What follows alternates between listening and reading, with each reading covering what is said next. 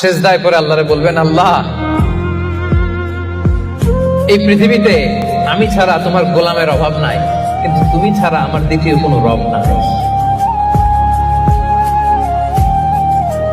চোখের পানি ছেড়ে আল্লাহরে ডেকে বলেন, আল্লাহ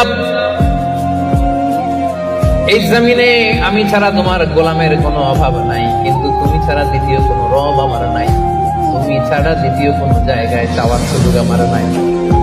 চোখের পানি ছেড়ে আল্লাহরে বলেন, আল্লাহ কোরআনে তুমি শিখিয়েছো ফরিয়াদীদেরকে কেউ যদি চায় ওই ফরিয়াদীদেরকে বারণ করা যায় না, তুমি কেমন করে এই অভাগা ফরিয়াদীকে আজকে ফিরিয়ে দিবা?